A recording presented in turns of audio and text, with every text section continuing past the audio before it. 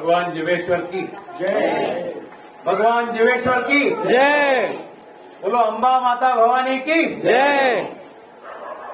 आज बिदरमध्ये तुमच्या सगळ्यांच्या प्रेमाचं प्रतीक म्हणून ही शाल, हा पुष्पहार, हे मेडल, या सगळ्या गोष्टी, याच्या पलीकडे तुमचं सगळ्यांचं प्रेम स्वीकारताना मी स्वतःला भाग्यवान मानतो।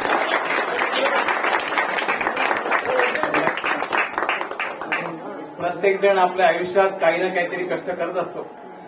स्वतःसाठी सगळेच कष्ट करतात, दुसऱ्यासाठी कष्ट करणाऱ्या माणसाचं केव्हा तरी कौतुक होतं आणि त्या पद्धतीने आपण माझं ज्या प्रेमाने कौतुक केलंय, ज्या आत्मीयतेने कौतुक केलंय, त्याने मी भारावून गेलोय। हे कौतुक मी नक्कीच घेऊन जातोय, पण केवळ सगळं घेऊन जाण्यासाठी मी इथे आलो नाही, मी इथे काहीतरी देण्यासाठी आलोय।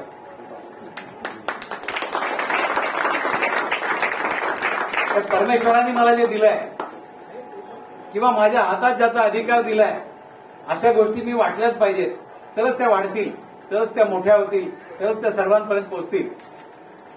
जीवेश्वर प्रतिष्ठान या संस्थेचा मी संस्थापक आणि आता कार्याध्यक्ष या नात्याने आपल्याला आनंदाने सांगू इच्छितो की आम्ही समाजामध्ये अभिनव असे कार्यक्रम घेतले। त्यातला पहिला असा एक कार्यक्रम होता की मराठी साहित्य संमेलन साळी समाजासाठी। संपूर्ण भारतामध्ये आपल्या मराठी भाषा बोलणारे लोक आहेत, कर्नाटकात आहे, आंध्रात आहे, तेलंगणात आहे, गुजरातमध्ये आहे, मध्य प्रदेशमध्ये आहे। त्यांचं मराठी लिखाण, काव्य असेल, लेख असेल, कथा असेल, त्याला कुठे स्थान मिळत नव्हते।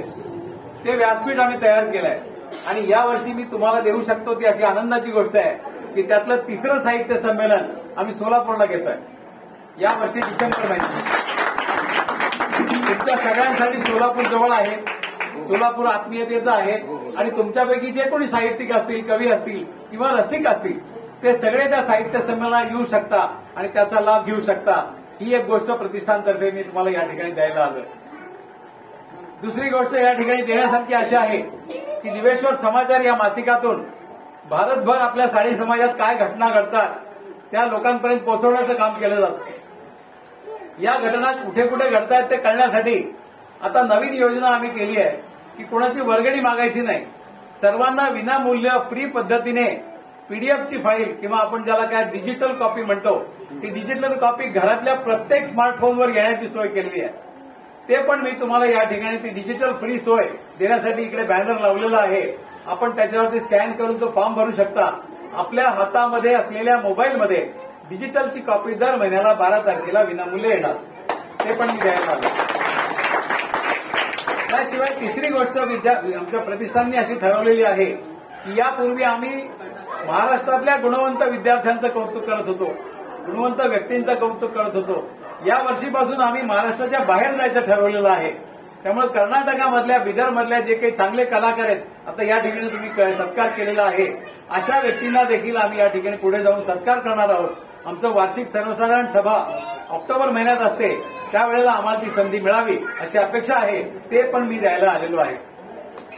त्याशिवाय सगळ्यात महत्वाची गोष्ट म्हणजे मी एक साधारण व्यक्ती आहे, साधारण घरातून पुढे आलेलो आहे। सर्वांचं प्रेम घेऊन, सर्वांच्या सहकार्याने हे काही काम जे चालू आहे ते सर्वांच्या सहकार्याने चालू आहे। निमित्त म्हणून मी उभा आहे। जसं एखादी रेल्वे गाडी चालते, त्या रेल्वे गाडीचा ड्रायव्हर असतो, त्याच्या हातात सगळं ते काय म्हणतात त्याला नियंत्रण असतो, पण ती गाडी त्याची नसते, त्या गाडी चालवण्याचं काम तो फक्त नोकर म्हणून करतो। तसं मी या ठिकाणी सेवक म्हणून या संस्थेचं काम करतोय। तुम्हा सगळ्यांना काय सेवा लागणार आहे प्रतिष्ठानकडून तुम्ही केव्हाही मला सांगू शकता आणि सेवक म्हणून मला हात मारून बोलवू शकता, हे अभिवचन देखील मी द्यायला आलेलो आहे। आपलं प्रेम माझ्यावर व्यक्तिशः आपण सादर केलं, व्यक्त केलं, त्याबद्दल मी पुन्हा एकदा आपला आभारी आहे। अंबा मातेच्या आशीर्वादाने, भगवान जीवेश्वरांच्या आशीर्वादाने माझ्या हातात आलेलं समाजसेवेचं काम असं पुढे चालू राहो ही त्यांच्याकडे मी प्रार्थना करतो। तुम्हा सर्वांना पुन्हा एकदा धन्यवाद देतो आणि संयोजकांचे आभार मानतो। जय जीवेश्वर, जय अंबा माता।